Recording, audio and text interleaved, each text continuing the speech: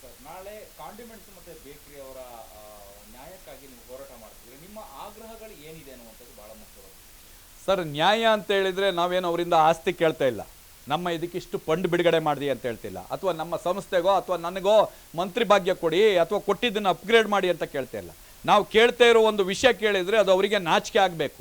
ಯಾಕೆ ಅಂತ ಹೇಳಿದರೆ ನಾವು ಕೇಳ್ತಾ ಇರೋದು ನಿಮ್ಮ ಸರ್ಕಾರದ ಕೆಲವು ನಿಯಮಗಳಿಂದ ಮತ್ತು ಸರ್ಕಾರದ ಕೆಲವು ಅಧಿಕಾರಿಗಳಿಂದ ನಮಗೆ ದೌರ್ಜನ್ಯ ಆಗ್ತಾ ಇದೆ, ನಮಗೆ ಬದುಕಲಿಕ್ಕೆ ಸಾಧ್ಯ ಆಗ್ತಾ ಇಲ್ಲ, ನಮ್ಮನ್ನು ಬದುಕಕ್ಕೆ ಬಿಡಿ ಅಂತ ಹೇಳ್ಬಿಟ್ಟು ನಾವು ಅವ್ರನ್ನ ಕೇಳ್ತಾ ಇದ್ವಿ. ಮೋಸ್ಟ್ಲಿ ಈ ಥರದ್ದು ಒಂದು ಇದು ಇದೇ ಪ್ರಥಮ ಅನಿಸುತ್ತೆ ಬೇಡಿಕೆ. ನಮಗೆ ನೆಮ್ಮದಿಯಿಂದ ನಿಮ್ಮಿಂದ ಒಂದು ನೆಮ್ಮದಿಯಿಂದ ಬದುಕಕ್ಕೆ ಕೊಡಿ ಅಂತ ಕೇಳ್ತಾ ಇರೋದು.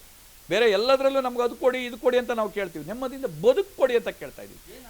ಏನಾಗ್ತಾ ಇದೆ ಅಂತ ಹೇಳಿದರೆ, ಒಬ್ಬ ಸಣ್ಣ ಒಂದು ಹೋಮ್ ಗಾರ್ಡ್ಸಿಂದ ಶುರುವಾದಂಥದ್ದು, ಸಿಬ್ಬಂದಿ ಆದಂಥ ಹೋಮ್ ಗಾರ್ಡ್ಸಿಂದ ಶುರುವಾಗುವಂಥ ದೌರ್ಜನ್ಯಗಳು, ನಮ್ಮ ಮೇಲೆ ನಡೆಯುವಂಥ ದೌರ್ಜನ್ಯಗಳು ಇನ್ಸ್ಪೆಕ್ಟ್ರ್ವರೆಗೂ ಅಥವಾ ಮೇಲಧಿಕಾರಿಗಳವರೆಗೂ ನಡೀತಾ ಇದೆ.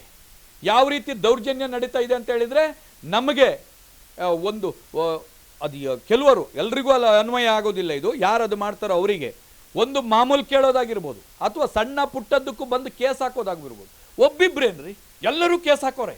GB ಅಧಿಕಾರಿಗಳು ಬಂದರೆ, ಆರೋಗ್ಯ ಅಧಿಕಾರಿಗಳು ಎಲ್ಲರೂ ನಮಗೆ ಒಟ್ರಾಶಿ ಮೇಲೆ ಈಗ ಒಂದು ಕಾಕಿ ಡ್ರೆಸ್ಸನ್ನು ನೋಡೋಂಗಿಲ್ಲ, ಭಯ ಆಗಿದೆ. ಯಾರು ಚಾಲಕರು ಎಲ್ಲರೂ ಕಾಕಿ ಡ್ರೆಸ್ ಹಾಕೋ ಬಂದರೂ ನಮಗೆ ಭಯ, ಅಯ್ಯೋ ದೇವ್ರೆ ಏನಾಗುತ್ತೋ ಅಂತ ಹೇಳ್ಬಿಟ್ಟು. ಈ ಕಡೆಯಿಂದ ನೋಡಿದರೆ ಒಂದು ಟ್ಯಾಗ್ ಹಾಕ್ಕೊಂಡು ಬರೋಂಗಿಲ್ಲ ಯಾವ ಅಧಿಕಾರಿನೋ, ಒಂದು ಫೈಲ್ ಹಿಡ್ಕೊ ಬರೋಂಗಿಲ್ಲ ಯಾವ ಅಧಿಕಾರಿನೋ, ಎಷ್ಟು ಬಿತ್ತೋ ಅಂತ ಹೇಳ್ಬಿಟ್ಟು. ಈ ಕೋಟ್ಪ ಕಾಯ್ದೆ ಅಂತ ಮಾಡಿದ್ದಾರೆ. ನಾವೇನು ಸಿಗರೇಟ್ ಪರ ಅಲ್ಲ, ಜರ್ದ ಪರ ಅಲ್ಲ, ತಂಬಾಕು ಉತ್ಪಾದನೆಗಳ ಪರ ಇಲ್ಲ, ನಿಷೇಧ ಮಾಡಿರಿ. ನೀವು ಬಿಡ್ತೀರಿ, ಬಿಡುಗಡೆ ಮಾಡ್ತೀರಿ, ನೀವು ಮಾರಾಟಕ್ಕೆ ಅವಕಾಶ ಮಾಡ್ತೀರಿ, ರೈತರಿಗೆ ಬೆಳೀಲಿಕ್ಕೆ ಅವಕಾಶ ಕಲ್ಪಿಸಿ ಕೊಡ್ತೀರಿ. ಆದರೆ ನಾವು ಮಾರಾಟ ಮಾಡೋದಕ್ಕೆ ಮಾತ್ರ, ಅದರಲ್ಲೂ ಎರಡು ಪಂಗಡ. ನೀವು ದೊಡ್ಡ ಎಲ್ಲಾದರೂ ನೀವು ಕೋಟ್ಪ ಕಾಯ್ದೆಯಲ್ಲಿ ಮಾಧ್ಯಮ ಮಿತ್ರರಲ್ಲಿ ನಾನು ಕೇಳೋದು, ಕೋಟ್ಪ ಕಾಯ್ದೆಯನ್ನು ದೊಡ್ಡ ದೊಡ್ಡ ಇದರಲ್ಲಿ ಹಾಕಿದ್ದು ನೋಡಿದರೆ, ಯಾವ್ದಾದ್ರು ಸ್ಟಾರ್ ಹೋಟ್ಲಲ್ಲಿ ಹಾಕಿದ್ದು ಕೇಳಿದರೆ, ಯಾಕೆ ಸ್ಟಾರ್ ಹೋಟೆಲ್ ಸೇರಿದ್ರೆ ಪರಿಸರಕ್ಕೆ ಹೋಗೋದಿಲ್ಲ ಹೊಗೆನ?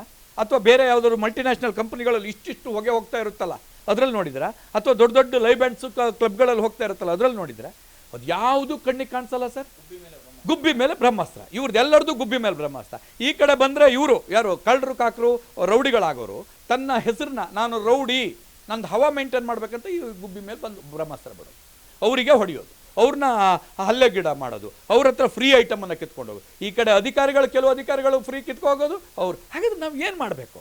ಹಾಗಾದ್ರೆ ನಾವು ಮಾಡ್ತಾ ಇರುವಂಥ ವಸ್ತು ಯಾವುದು? ಈಗ ಈ ಮುಖ್ಯಮಂತ್ರಿಗಳಾಗಿರ್ಬೋದು, ಗೃಹ ಮಂತ್ರಿಗಳಾಗಿದ್ರು, ಇಲಾಖೆಯ ಅಧಿಕಾರಿಗಳಾಗಿರ್ಬೋದು, ಆರ್ಡರ್ಗಳನ್ನು ಮಾಡ್ತಾರೆ. ಈಗ ನೋಡಿದ್ರೆ ಕೋಟ್ಪ ಕೇಸ್, ಇಷ್ಟು ಕೇಸ್ ರಿಜಿಸ್ಟರ್ ಆಗಬೇಕಂತ. ಒಂದು ಸಲ ಕೋಟ್ಪ ಕೇಸನ್ನು ನಾನು ಬಿಡಿ, ನಿಮ್ಮ ತಲೆಯಲ್ಲಿ ಆ ಸಣ್ಣ ಉದ್ಯಮದಾರರ ಮೇಲೆ ಬಿಡಿ, ನಿಮ್ಮ ಅಧಿಕಾರಿಗಳಿಗೆ ತಾಕೀತು ಮಾಡಿ. ಏನು ಮಾಡಬೇಕಂದ್ರೆ, ಇಲ್ಲಿ ಡ್ರಗ್ಸ್ ಮಾರಾಟ ಆಗ್ತದ್ರಲ್ಲ, ಇಷ್ಟು ಡ್ರಗ್ಸ್ ಕೇಸ್ ಹಾಕ್ಬೇಕು ನೀವು, ಇಷ್ಟು ನಿಮಗೆ ಗಾಂಜಾ ಕೇಸ್ ಹಾಕ್ಬೇಕು ನೀವು, ಇಷ್ಟು ಜನ ರೌಡಿಗಳು ಏನು ಮಾಡ್ತಾ ಇದ್ದಾರೆ ಅವ್ರನ್ನ ಎತ್ತಕೊಂಬಂದು ಅವ್ರನ್ನ ಯಾಕೆ ರೌಡಿ ಆಕ್ಟಿವಿಟಿ ಮಾಡ್ತಾಯಿದ್ರೆ ಇದನ್ನು ಟಾರ್ಗೆಟ್ ಕೊಡ್ರಿ. ಹೋಗಿ ಹೋಗಿ ಸಿಗರೇಟ್ ಎಷ್ಟು ಸೇಯ್ತಾರೆ ನೋಡ್ರಿ, ಅವ್ರು ಏನು ಬೀಡಿ ಸೇಯ್ತಾ ಇದ್ದಾರೆ ನೋಡ್ರಿ, ಅವರ ಪ್ಲಾಸ್ಟಿಕ್ ಮಾರ್ತಾ ಇದ್ದಾರೆ ನೋಡ್ರಿ. ಸ್ವಾಮಿ, ಪ್ಲಾಸ್ಟಿಕ್ನ ನಿಷೇಧ ಮಾಡಿದಿರಿ, ಹೇಗೆ ಮೇನ್ ಅಂಗಡಿಗಳಲ್ಲಿ ಸಿಗ್ತಾ ಇದೆ ಪ್ಲಾಸ್ಟಿಕ್ಕು? ಒಬ್ಬೊಬ್ಬ ಆರೋಗ್ಯ ಅಧಿಕಾರಿಯ ಅಂಡರಲ್ಲಿ ಎಷ್ಟೆಷ್ಟು ಪ್ಲಾಸ್ಟಿಕ್ ಫ್ಯಾಕ್ಟ್ರಿಗಳು ನಡೀತಾ ಇದೆ. ಆ ಫ್ಯಾಕ್ಟ್ರಿ ಸೀಸ್ ಮಾಡಿರಿ. ಅವನು ಯಾರೋ ದೊಡ್ಡ ಸ್ಟಾಕ್ ಮಡಗಿದಾನಲ್ಲ ಅವನು ಸೀಸ್ ಮಾಡಿರಿ. 2 ಪ್ಯಾಕೆಟ್ 3 ಪ್ಯಾಕೆಟ್ ತಗೊಂಡು ಬಂದು ಇಲ್ಲಿ ಮಾರೋನಿಗೆ, ಅದು ಫ್ರೀಯಾಗಿ ಮಾರೋನು, ಅವನೇನು ದುಡ್ಡ ಕೊಟ್ಟು ಮಾರ್ತಾನೆ?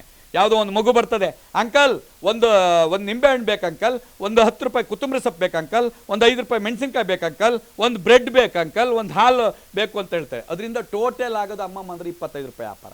ಅದರಲ್ಲೂ ಅದಕ್ಕೆ ಹಾಗೆ ಕೊಡೋಕ್ಕಾಗತ್ತಾ? ಕವರಿಗೆ ಹಾಕ್ಕೊಡ್ಬೇಕು. ಆ ಕವರ್ನ ಹಾಕ್ಕೊಟ್ರೆ ಇಲ್ಲ ಅಂದರೆ ಕೆಡ್ಕೊಂಡು ಹೋಗುತ್ತೆ ಆ ಮಗು. ಇಂಥದ್ದು ನಮ್ಮ ಚಿಲ್ಲರೆ ವ್ಯಾಪಾರ ಸರ್. ಈ ವ್ಯಾಪಾರಕ್ಕೆ 2 ಪ್ಯಾಕೆಟ್ ತಂದ್ರೆ ಒಂದು 30 ರೂಪಾಯಿ 50 ರೂಪಾಯಿ ಇರುತ್ತದೆ ಒಂದು ಪ್ಯಾಕೆಟಿಗೆ. ತಂದು ಮಾರೋರಿಗೆ ನಮಗೆ 3000-5000 ರೂಪಾಯಿ ದಂಡ ಹಾಕಿದ್ದೆ ಹೋದರೆ ನಾವು ಏನು ಮಾಡಬೇಕು? ಮತ್ತೆಲ್ಲರೂ ನೋಡಿ, ಈಗ ಇವರು ಯಾರ ನಾಳೆ ಕಾಂಡಿಮೆಂಟ್ಸ್ ಮತ್ತೆ ಬೇಕರಿ ಅವರ ನ್ಯಾಯಕ್ಕಾಗಿ ನೀವು ಹೋರಾಟ ಮಾಡ್ತಿದ್ರೆ ನಿಮ್ಮ ಆಗ್ರಹಗಳು ಏನಿದೆ ಅನ್ನುವಂಥದ್ದು ಬಹಳ ಮುಖ್ಯವಾಗಿದೆ. ಸರ್, ನ್ಯಾಯ ಅಂತ ಹೇಳಿದರೆ ನಾವೇನು ಅವರಿಂದ ಆಸ್ತಿ ಕೇಳ್ತಾ ಇಲ್ಲ, ನಮ್ಮ ಇದಕ್ಕಿಷ್ಟು ಫಂಡ್ ಬಿಡುಗಡೆ ಮಾಡಿದೆ ಅಂತ ಹೇಳ್ತಿಲ್ಲ, ಅಥವಾ ನಮ್ಮ ಸಂಸ್ಥೆಗೋ ಅಥವಾ ನನಗೋ ಮಂತ್ರಿ ಭಾಗ್ಯ ಕೊಡಿ ಅಥವಾ ಕೊಟ್ಟಿದ್ದನ್ನು ಅಪ್ಗ್ರೇಡ್ ಮಾಡಿ ಅಂತ ಕೇಳ್ತಾ ಇಲ್ಲ. ನಾವು ಕೇಳ್ತಾ ಇರೋ ಒಂದು ವಿಷಯ ಕೇಳಿದರೆ ಅದು ಅವರಿಗೆ ನಾಚಿಕೆ ಆಗಬೇಕು. ಯಾಕೆ ಅಂತ ಹೇಳಿದರೆ ನಾವು ಕೇಳ್ತಾ ಇರೋದು ನಿಮ್ಮ ಸರ್ಕಾರದ ಕೆಲವು ನಿಯಮಗಳಿಂದ ಮತ್ತು ಸರ್ಕಾರದ ಕೆಲವು ಅಧಿಕಾರಿಗಳಿಂದ ನಮಗೆ ದೌರ್ಜನ್ಯ ಆಗ್ತಾ ಇದೆ, ನಮಗೆ ಬದುಕಲಿಕ್ಕೆ ಸಾಧ್ಯ ಆಗ್ತಾ ಇಲ್ಲ, ನಮ್ಮನ್ನು ಬದುಕಕ್ಕೆ ಬಿಡಿ ಅಂತ ಹೇಳ್ಬಿಟ್ಟು ನಾವು ಅವ್ರನ್ನ ಕೇಳ್ತಾ ಇದ್ವಿ. ಮೋಸ್ಟ್ಲಿ ಈ ಥರದ್ದು ಒಂದು ಇದು ಇದೇ ಪ್ರಥಮ ಅನಿಸುತ್ತೆ ಬೇಡಿಕೆ. ನಮಗೆ ನೆಮ್ಮದಿಯಿಂದ ನಿಮ್ಮಿಂದ ಒಂದು ನೆಮ್ಮದಿಯಿಂದ ಬದುಕಕ್ಕೆ ಕೊಡಿ ಅಂತ ಕೇಳ್ತಾ ಇರೋದು. ಬೇರೆ ಎಲ್ಲದರಲ್ಲೂ ನಮ್ಗೆ ಅದು ಕೊಡಿ ಇದು ಕೊಡಿ ಅಂತ ನಾವು ಕೇಳ್ತೀವಿ, ನೆಮ್ಮದಿಯಿಂದ ಬದುಕು ಕೊಡಿ ಅಂತ ಕೇಳ್ತಾ ಇದ್ದೀವಿ. ಏನಾಗ್ತಾ ಇದೆ ಅಂತ ಹೇಳಿದರೆ, ಒಬ್ಬ ಸಣ್ಣ ಒಂದು ಹೋಮ್ ಗಾರ್ಡ್ಸಿಂದ ಶುರುವಾದಂಥದ್ದು, ಸಿಬ್ಬಂದಿ ಆದಂಥ ಹೋಮ್ ಗಾರ್ಡ್ಸಿಂದ ಶುರುವಾಗುವಂಥ ದೌರ್ಜನ್ಯಗಳು, ನಮ್ಮ ಮೇಲೆ ನಡೆಯುವಂಥ ದೌರ್ಜನ್ಯಗಳು ಇನ್ಸ್ಪೆಕ್ಟ್ರ್ವರೆಗೂ ಅಥವಾ ಮೇಲಧಿಕಾರಿಗಳವರೆಗೂ ನಡೀತಾ ಇದೆ. ಯಾವ ರೀತಿ ದೌರ್ಜನ್ಯ ನಡೀತಾ ಇದೆ ಅಂತ ಹೇಳಿದರೆ, ನಮಗೆ ಒಂದು ಅದು ಕೆಲವರು, ಎಲ್ರಿಗೂ ಅಲ್ಲ ಅನ್ವಯ ಆಗೋದಿಲ್ಲ ಇದು, ಯಾರು ಅದು ಮಾಡ್ತಾರೋ ಅವರಿಗೆ ಒಂದು ಮಾಮೂಲು ಕೇಳೋದಾಗಿರ್ಬೋದು, ಅಥವಾ ಸಣ್ಣ ಪುಟ್ಟದ್ದಕ್ಕೂ ಬಂದು ಕೇಸ್ ಹಾಕೋದಾಗಿರ್ಬೋದು. ಒಬ್ಬಿಬ್ರೇನ್ರಿ, ಎಲ್ಲರೂ ಕೇಸ್ ಹಾಕೋರೆ. GB ಅಧಿಕಾರಿಗಳು ಬಂದರೆ, ಆರೋಗ್ಯ ಅಧಿಕಾರಿಗಳು ಎಲ್ಲರೂ. ನಮಗೆ ಒಟ್ರಾಶಿ ಮೇಲೆ ಈಗ ಒಂದು ಕಾಕಿ ಡ್ರೆಸ್ಸನ್ನು ನೋಡೋಂಗಿಲ್ಲ, ಭಯ ಆಗಿದೆ.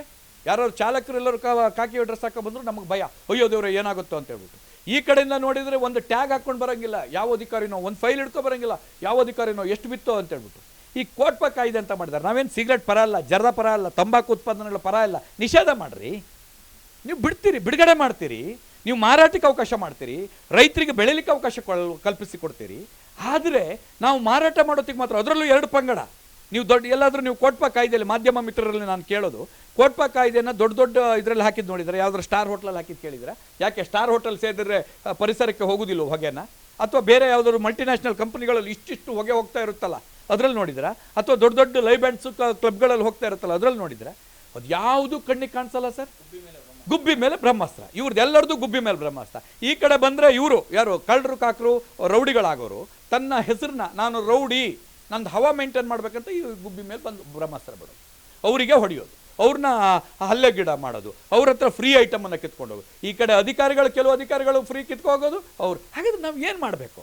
ಹಾಗಾದ್ರೆ ನಾವು ಮಾಡ್ತಾ ಇರುವಂಥ ವಸ್ತು ಯಾವುದು? ಈಗ ಈ ಮುಖ್ಯಮಂತ್ರಿಗಳಾಗಿರ್ಬೋದು, ಗೃಹ ಮಂತ್ರಿಗಳಾಗಿದ್ರು, ಇಲಾಖೆಯ ಅಧಿಕಾರಿಗಳಾಗಿರ್ಬೋದು, ಆರ್ಡರ್ಗಳನ್ನು ಮಾಡ್ತಾರೆ. ಈಗ ನೋಡಿದ್ರೆ ಕೋಟ್ಪ ಕೇಸ್, ಇಷ್ಟು ಕೇಸ್ ರಿಜಿಸ್ಟರ್ ಆಗಬೇಕಂತ. ಒಂದು ಸಲ ಕೋಟ್ಪ ಕೇಸನ್ನು ನಾನು ಬಿಡಿ, ನಿಮ್ಮ ತಲೆಯಲ್ಲಿ ಆ ಸಣ್ಣ ಉದ್ಯಮದಾರರ ಮೇಲೆ ಬಿಡಿ, ನಿಮ್ಮ ಅಧಿಕಾರಿಗಳಿಗೆ ತಾಕೀತು ಮಾಡಿ.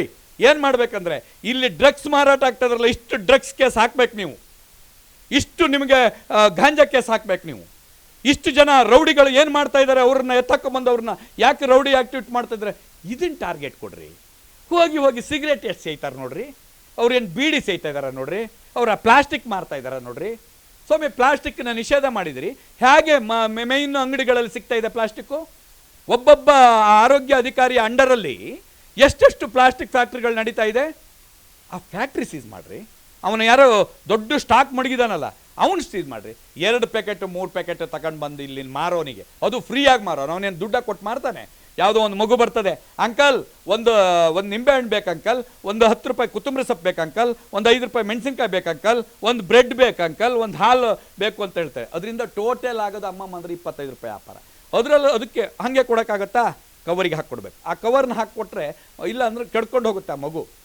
ಇಂಥದ್ದು ನಮ್ಮ ಚಿಲ್ಲರೆ ವ್ಯಾಪಾರ ಸರ್. ಈ ವ್ಯಾಪಾರಕ್ಕೆ 2 ಪ್ಯಾಕೆಟ್ ತಂದ್ರೆ ಒಂದು 30 ರೂಪಾಯಿ 50 ರೂಪಾಯಿ ಇರುತ್ತದೆ ಒಂದು ಪ್ಯಾಕೆಟಿಗೆ. ತಂದು ಮಾರೋರಿಗೆ ನಮಗೆ 3000-5000 ರೂಪಾಯಿ ದಂಡ ಹಾಕಿದ್ದೆ ಹೋದರೆ ನಾವೇನು ಮಾಡಬೇಕು?